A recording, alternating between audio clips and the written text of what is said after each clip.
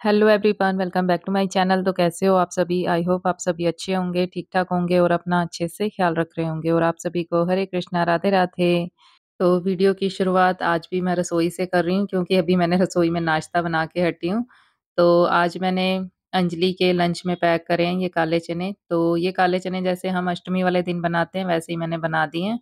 और साथ में थोड़ा-सा दही भी मैंने डाल दिया, और दही में थोड़ी-सी काली मिर्च और थोड़ा-सा सेंधा नमक डाल दिया है। और ये जो पराठे अचार हैं, ये मैंने पैक करके रख दिए हैं।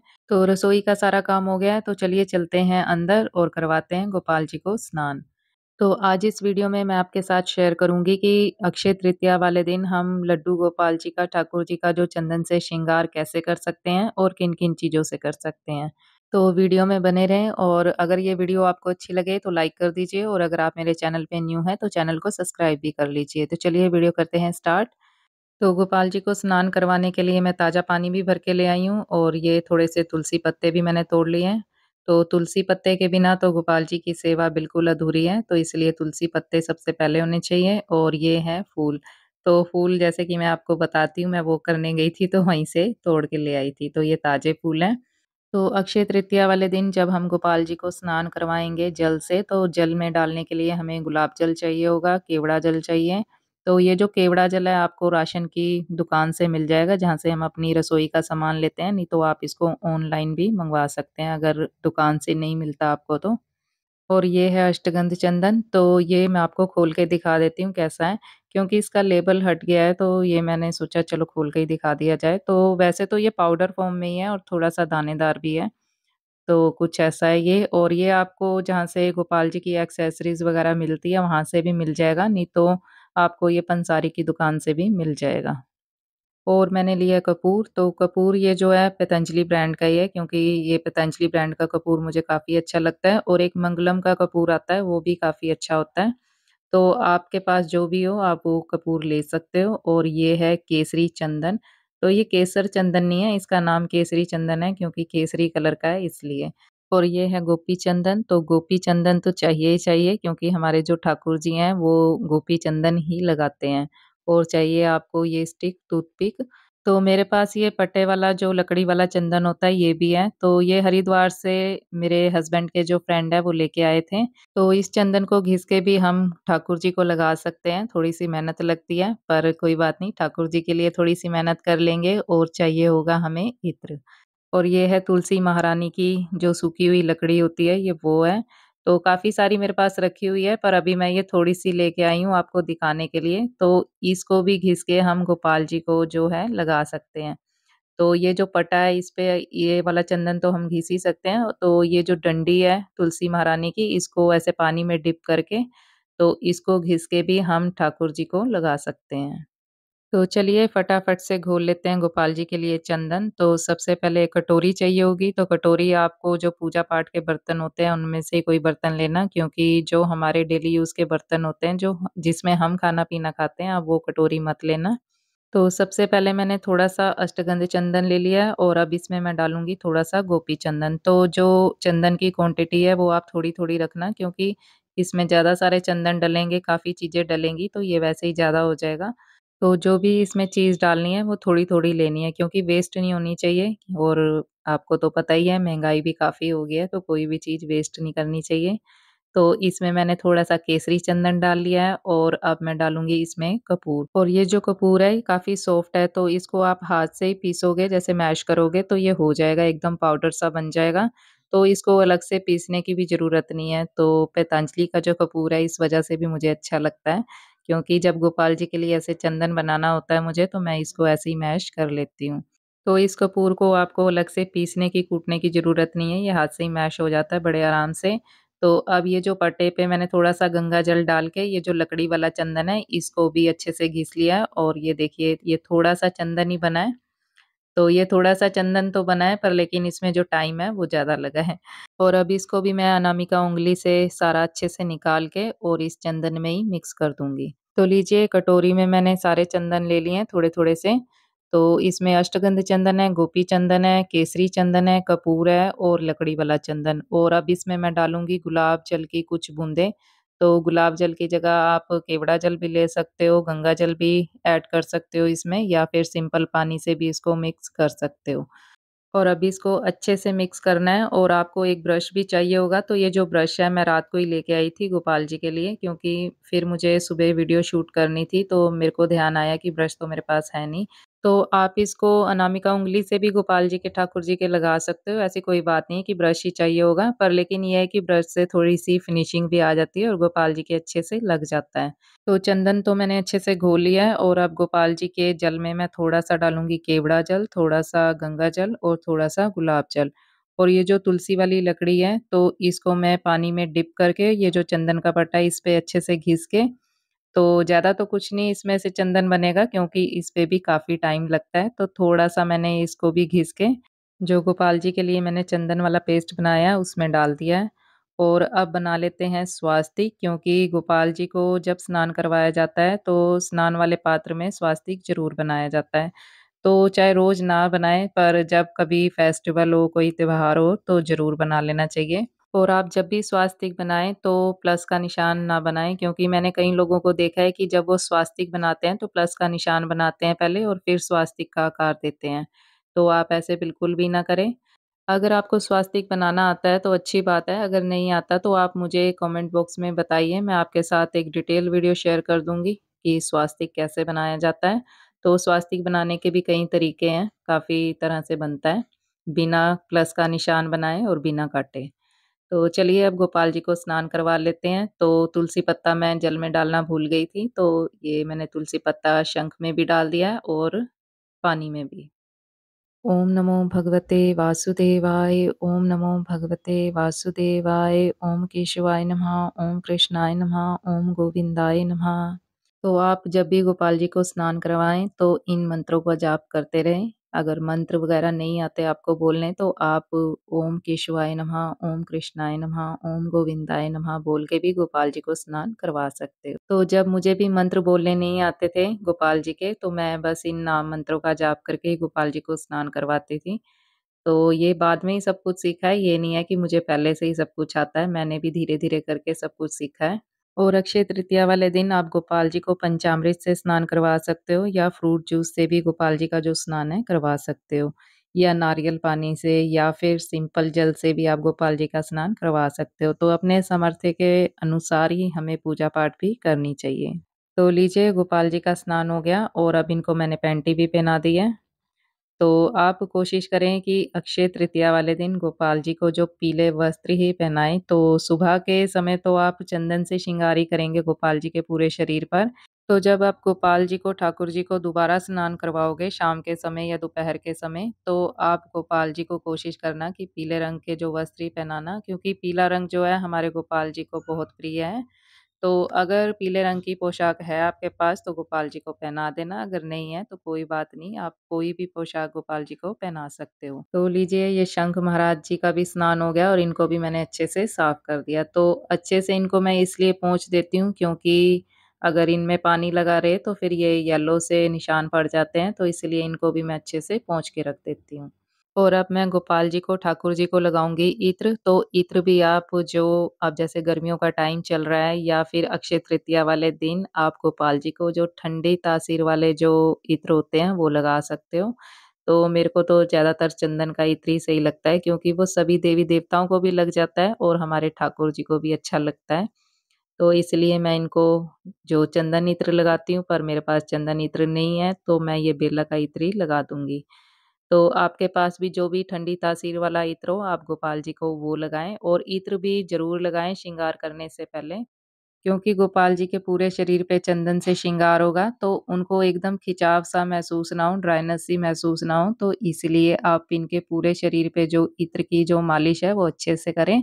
और जब आप गोपाल जी का चंदन से श्रृंगार करोगे, तो एक बात का ज़रूर ध्यान रखना कि आप जैसे श्रृंगार करना स्टार्ट करोगे गोपाल जी का, तो गोपाल जी के श्री चरणों से ही पहले स्टार्ट करना है, एकदम ऊपर से नीचे लेके नहीं आना, हमें नीचे से श्रृंगार करते हुए ऊपर जाना है। तो इस बात का विशेष ध्यान रखें। तो पहले, सबसे पहले बिहारी जी का जो श्रृंगार है हो रहा है चंदन से। तो आप ब्रश की जगह जो ईयरबड्स होता है वो भी ले सकते हो, नहीं तो आप हाथ से भी गोपाल जी का श्रृंगार कर सकते हो। और ये जो ब्रश है आपको सॉफ्ट वाला ही लेना है, नहीं तो हार्ड वाले ब्रश भी मिलते हैं। पर आप सॉफ्ट वाला ही लेना। तो ब्रश से भी कर सकते हो श्रृंगार, ऐसा कुछ नहीं है, क्योंकि जब हम भी अपने मेकअप करते हैं तो ब्रश से ही करते हैं।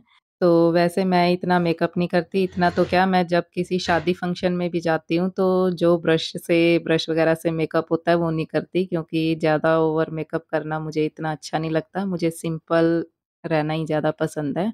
तो लीजिए, बिहारी जी का तो हो गया श्रृंगार, और अब इनका जो चंदन है अच्छे से सूखने देते हैं। अगर दोबारा ज़रूरत हुई लगाने की तो लगा दूंगी मैं, और इनकी अब जो बैक साइड पे भी मैं जो चंदन है लगा देती हूँ।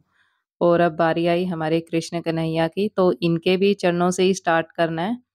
तो ये भी ज़रूरी नहीं है कि जितनी चीज़ें मैंने ली है तो आपको भी वो सब चाहिए ही है। आप सिंपल गोपी चंदन से या अष्टगंध चंदन से भी गोपाल जी का जो श्रृंगार है वो कर सकते हो, या फिर तुलसी की जो लकड़ी होती है उससे भी कर सकते हो। जो भी चीज़ आपके पास अवेलेबल हो आप उससे श्रृंगार कर सकते हो। तो गोपी चंदन ज़रूरी होना चाहिए, बाकी और चंदन हो चाहे ना हो। तो चंदन भी कई प्रकार के होते हैं, जैसे कि पीला चंदन हो गया, या केसर चंदन हो गया, या फिर लाल चंदन हो गया। तो चंदन भी कितनी वैरायटी होती है चंदन में भी, तो ज़रूरी तो नहीं है हमारे पास सभी हों और सभी गोपाल जी को लगाने हैं।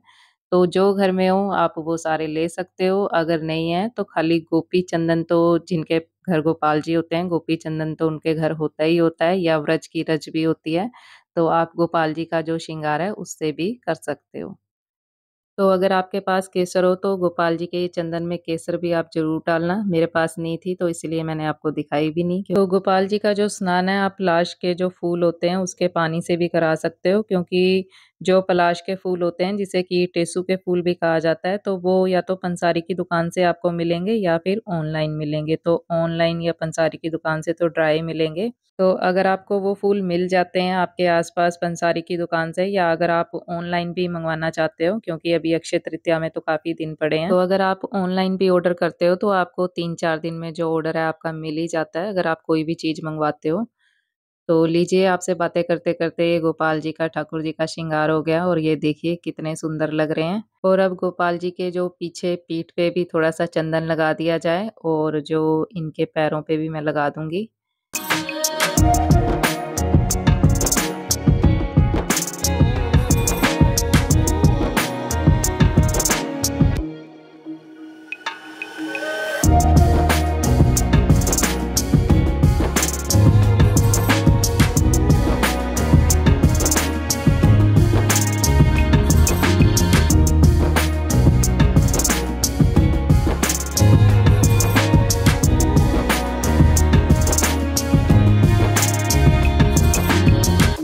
तो लीजिए, इनका तो हो गया चंदन से अच्छे से श्रृंगार, और ये देखिए कितने सुंदर लग रहे हैं। और अभी जो इनका जो चंदन है ये अच्छे से सूखने देते हैं, तब तक कर लेते हैं शालिग्राम ठाकुर जी के श्रृंगार। तो अब करेंगे शालिग्राम ठाकुर जी का श्रृंगार। तो आप अक्षय तृतीया वाले दिन अगर आपके घर भी शालिग्राम जी हैं तो आप उनको भी जो ये चंदन है ज़रूर लगाएँ, क्योंकि ये हरी चंदन भी हो जाता है, क्योंकि इसमें मैंने तुलसी भी डाली है। तो हरी चंदन अगर हरी को नहीं लगाया तो क्या लगाया, इसलिए मैं शालिग्राम ठाकुर जी के भी जो श्रृंगार है वो अच्छे से करूँगी, क्योंकि यही कृष्ण है, यही हरि हैं, यही सब हैं। तो इसलिए जो शालिग्राम ठाकुर जी को भी आप बिल्कुल मत भूलना, अक्षय तृतीया वाले दिन इनका भी श्रृंगार जो है अच्छे से करना। और जो चंदन बच जाएगा तो आप इस बात का ध्यान रखना कि आपको वो बाबा भोलेनाथ को या गणपति जी को बिल्कुल नहीं लगाना, क्योंकि इसमें तुलसी है। तो तुलसी बाबा भोलेनाथ और गणपति जी को बिल्कुल नहीं लगती, तो ये आप विशेष ध्यान रखना। और इस चंदन को आप श्री राम जी को लगा सकते हो, श्री हरि को लगा सकते हो, भगवान कृष्ण को, श्री सत्यनारायण जी को भी आप ये लगा सकते हो। और शालिग्राम ठाकुर जी जो हैं काफ़ी आकार के होते हैं, तो आपके घर जैसे आकार के हैं आप उनका जो श्रृंगार है वैसे ही करें। तो आप अपने मन से जैसा करेंगे वो अपना जो श्रृंगार है अपना अच्छा ही करवाते हैं। तो लीजिए, मैंने अपने ठाकुर जी के ऊपर कुछ लिख भी दिया है, और आपने कमेंट बॉक्स में ज़रूर लिखना है कि मैंने ठाकुर जी पे क्या लिखा है। तो जब आप कमेंट बॉक्स में ये लिखोगे तो आपकी ज़ुबान पे, मन में ये नाम ज़रूर आएगा। तो इसीलिए मैं आपको ये कह रही हूँ कि आप कमेंट बॉक्स में ज़रूर लिखना।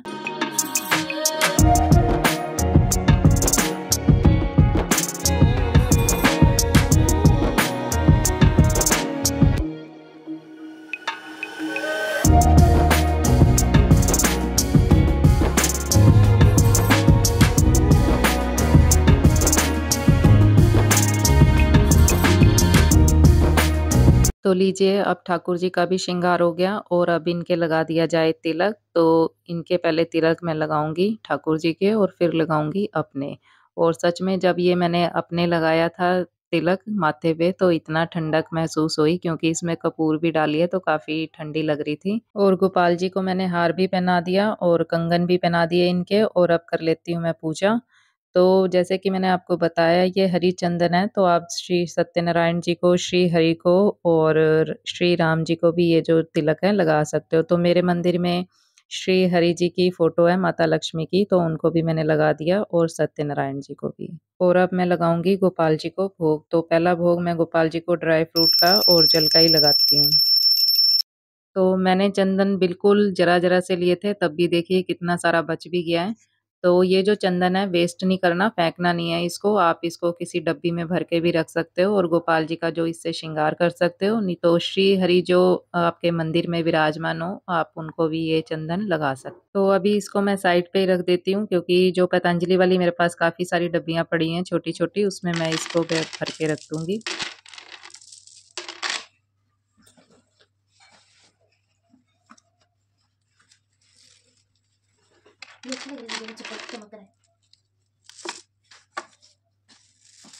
तो जब मैं हरिद्वार गई थी तो हरिद्वार से ये कमलगट्टे की माला लेके आई थी और तब से ही मैं सोच रही थी कि ये माला रखने के लिए मैं पोटली बैग बनाऊँगी, पर बना ही नहीं पा रही थी, टाइम नहीं मिल पा रहा था। तो कल परसों जब मैं ये बाज़ार गई तो मुझे ये पोटली बैग दिख गया तो ये मैं ले आई थी। और वैसे हमारे में इसे ना गुत्थी कहते हैं, तो ये मैं अपनी नानी को सिल के दिया करती थी क्योंकि जो मेरी नानी है वो इसी में अपने पैसे रखा करती थी। तो मेरा बचपन जो है अपनी नानी के साथ ही गुज़रा है, तो इस करके मुझे आज अपनी नानी भी याद आ रही है। क्योंकि जब भी वो कहीं जाती थी तो मुझे साथ लेके ही जाती थी और मैं सारा दिन अपनी नानी के साथ ही रहती थी और जब पैसे माँगती थी तो मेरी नानी ऐसे ही गुत्थी खोल के तो मुझे पैसे भी दिया करती थी चीज़ खाने के लिए। तो काफ़ी बातें आज याद आ रही हैं एकदम से। तो बस अब प्यारे बाल गोपाल की उतार लेते हैं आरती और फिर आरती उतार के ये जो जोत है ये मैं माता तुलसी के सामने रखाऊँगी। तो चलिए चलते हैं माता तुलसी के पास। तो आज इस वीडियो में मैंने आपके साथ शेयर करा कि अक्षय तृतीया वाले दिन हम गोपाल जी का, ठाकुर जी का चंदन से श्रृंगार कैसे कर सकते हैं और किन-किन चीज़ों से कर सकते हैं या फिर उनको स्नान भी कैसे करवा सकते हैं।